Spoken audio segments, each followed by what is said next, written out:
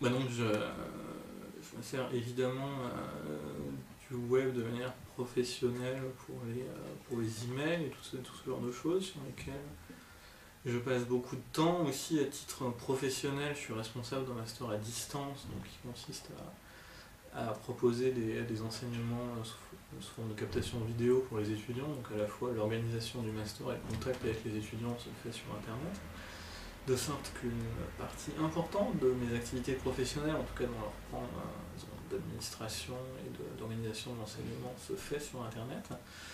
Et voilà, et en ce qui concerne les activités personnelles,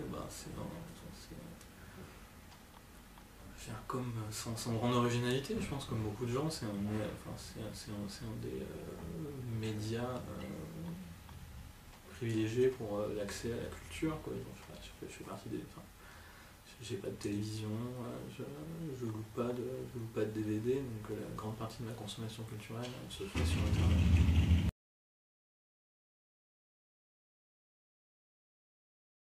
Donc je dirais, je sais pas, blog, forum et tweet par exemple. Mon utilisation personnelle de ces choses-là, j'utilise les forums dans le cadre de l'enseignement à distance, parce que ça s'en sert pour reproduire l'analogue d'une vie de classe, mais en modalité, mais pour les étudiants qui sont répartis dans l'espace et qui n'ont pas l'occasion de se voir physiquement. Et puis après, je me sers aussi de ces choses-là pour l'analyse des représentations, c'est-à-dire voir par exemple comment est-ce qu'une opinion se répand sur Twitter, quelle est la différence liée à l'usage des médias. Donc, si vous prenez un même objet culturel, par exemple une série télé, comment est-ce que sa réception va se faire sur Twitter et au contraire va se faire sur des forums par exemple.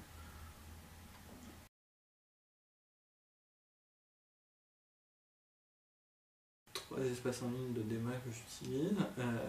Donc d'abord, First Things First, la plateforme d'enseignement à distance de l'université Paris-Ouest. Où il y a un espace de forum. Donc après, évidemment, à la fois je consulte et il peut m'arriver de contribuer sur Wikipédia, qui en un certain sens, qui en back-office est un espace de délibération dans les dialogues qui ont lieu entre les utilisateurs entre les contributeurs sur la mise à jour des articles par exemple. Donc je pense que ça compte aussi comme un espace de délibération.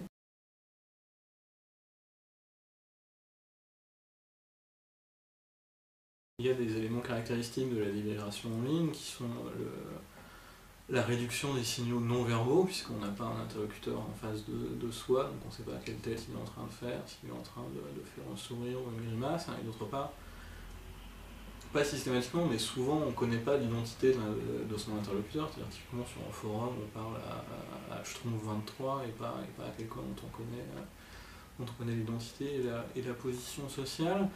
Donc le fait que le contexte de production des messages soit plus pauvre qu'en offline fait que parfois la communication est plus difficile, c'est-à-dire sur un espace de délibération en ligne vous allez avoir typiquement plus d'incompréhension parfois, ou aussi plus de petites querelles stupides que dans une délibération réelle.